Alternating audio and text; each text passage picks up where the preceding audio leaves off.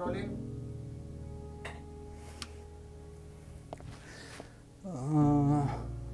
भाई light white जलाओ।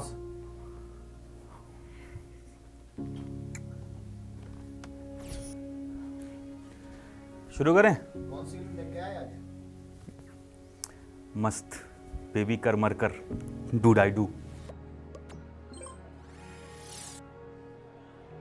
कुछ फिल्में ऐसी होती हैं कि समझ नहीं आता उन्हें अच्छा कहें या बुरा। क्योंकि जब बहुत ज़्यादा ट्रेडिशनल देख रहे होते हैं तो हमारे ब्रेन के वायर्स की फंक्शनिंग बदल जाती है।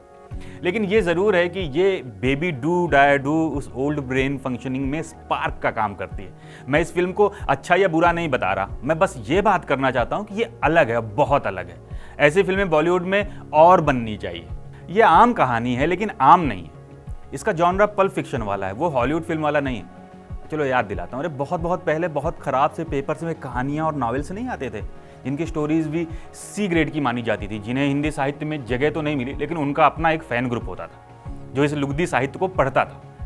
फ़ैन ग्रुप होता था से मतलब तो यही है ना कि उन कहानियों में कुछ तो जान रहती रही होगी। ये बेबी कर मर कर यानी डू डाई डू वही वाली कहानी है।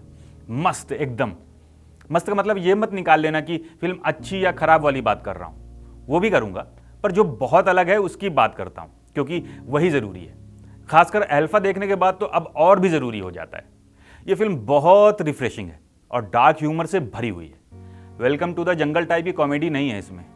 इसके ह्यूमर में बहुत भारीपन है, मतलब दमदार है।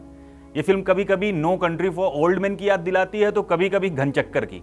फिल्म में एक नैरेटर बच्ची की आवाज़ आती है, वो कहती है कि एक गूंगी बहरी साइलेंट किलर जिसकी लव स्टोरी भी साइलेंट है, पर यह स्टोरी बहुत वायलेंट है। बेबी नाम की एक बच्ची है जिसकी जुड़वा बहन का मर्डर हो जाता है और वो उसका बदला लेने के लिए इंडियन फिल्म इंडस्ट्री के इतिहास की पहली हिट वुमन बन जाती है और बदला लेती है। लेकिन उसका तरीका वो नहीं होता जो बॉलीवुड फिल्मों में दिखता आया है, वो कुछ अलग ही था। फिल्म में क्वेंटिन टेरेंटिनो का सिनेमा झलकता है, थोड़ा बहुत, ज़्यादा नहीं, बहुत ज़्यादा नहीं, लेकिन हाँ झलकता है। लेकिन जिस इंडियन फिल्म इंडस्ट्री में ऐसी फिल्में बनती ही नहीं, वहाँ पर ऐसी फिल्म बना देना सच में काबिल तारीफ है, ये जानते हुए कि फेल होने के चांस बहुत ज़्यादा है। हाँ तो कहानी में आता हूँ, ये तो अलग बात हो गई। ये बेबी बदला लेने के लिए घूम रही है और किलिंग्स करती है, फिर बहुत से टर्न्स और सस्पेंस तेज़ी से आते हैं जो चौंकाते हैं। बाकी सब कुछ नहीं बताऊँगा वरना मज़ा ख़राब हो जाएगा। इस फिल्म को मालूम है किसने लिखा है?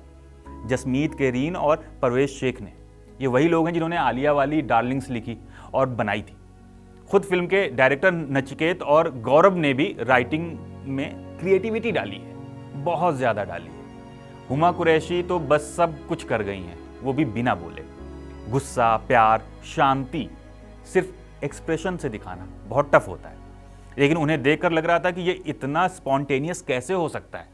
वो कहानी वाले बॉब बिस्वास जैसी लग रही थी। बॉब बिस्वास जिस पर बाद में एक स्पिन ऑफ भी बना था अभिषेक बच्चन को लेकर, देखकर लग ही नहीं रहा था कि वो कातिल भी हो सकती। सिकंदर खेर नेगेटिव रोल्स के modern Amrish Puri type vibe देते हैं। वो हीरो बनने नहीं आए और कभी बनना भी नहीं चाहते थे, ऐसा लगता है। वो बनने आए थे एक्टर और वो दिखता है। सीमा पावा और चंकी पांडे को देखकर लगता है कि वो ऐसे रोल्स इतनी आसानी से कैसे कर लेते हैं। नचिकेत सामंत का डायरेक्शन इतना कूल है कि क्या ही बताऊं। उन्होंने लिखा भी है तो वो स्क्रीन प्ले से लेकर मुंबई की रात और दिन, वहाँ की केओस वाली जिंदगी और वो वाला साइड, सब कुछ ऐसे दिखाया है कि लग रहा था कि जैसे मैं खुद फिल्म के अंदर चला गया हूँ। पहले नेगेटिव बता देता हूँ, क्योंकि पॉजिटिव ज़्यादा है तो वो बाद के लिए रखते हैं। नेगेटिव ये है कि फिल्म इंटरवल के पहले खींची लगती है, स्ट्रेच्ड है बहुत ज़्यादा। कई बार लगता है कि 2 घंटे की फिल्म भी लंबी हो रही है, लेकिन बाकी चीज़ें इतनी रिफ्रेशिंग लगती हैं कि उन सब में ये सब धुल जाता है। रिफ्रेशिंग से मतलब लिखने में इतनी क्रिएटिविटी कि अगर कोई डायलॉग बोला जा रहा है या कहानी में कुछ नया होने वाला है तो पीछे लगे बिलबोर्ड में वैसा ही कुछ ऐड चल रहा होता है, जैसे पास्ट्रीज हियर और या कुछ भी ऐसा, जिससे ऑडियंस कनेक्ट कर लेती है। एक सीन बताता हूँ। हुमा लोकल ट्रेन में बदला लेने के लिए किसी को मारने गई होती हैं। उसी समय ट्रेन में पीछे लगे बोर्ड में बदलापुर लिख कर आता है, वो ट्रेन बदलापुर जा रही होती है। एक और सीन डिस्क्राइब कर देता हूँ। एक सीन में सीमा पावा एक घर में तलाशी लेने गई होती हैं तो घर वाला पूछता है कि आपके पास वारंट है? सीमा अपने हवलदार की तरफ देखकर मुस्कुराती हैं और हवलदार कहता है जी अभी तक तो ऐसे ही घुस जाते थे घर में, अब देखते हैं। ये सटायर था सिस्टम पर, जिसे भी समझ आएगा उसे अच्छा लगेगा।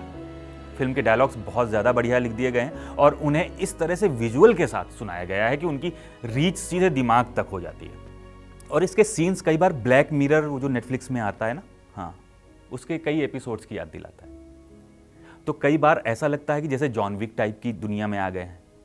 फिल्म का बीजीएम और इसके गाने सब रिफ्रेशिंग है, सब कुछ, बहुत से गाने हैं फिल्म में, लेकिन वो कहानी का साथ देते हैं, उसे बर्बाद नहीं करते। वो कहीं बैकग्राउंड में चल रहे होते हैं बस, और अच्छा लगता है सुनने में। बस फिल्म के साथ दिक्कत ये है कि फिल्म बहुत ज़्यादा क्रिएटिव कर दी गई है, जो कई बार इंडियन फिल्मों के लिए जानलेवा जहर का काम करता है। तो हो सकता है कि फिल्म पैसे ना कमा पाए, पर फिल्म देखना तो बनता है।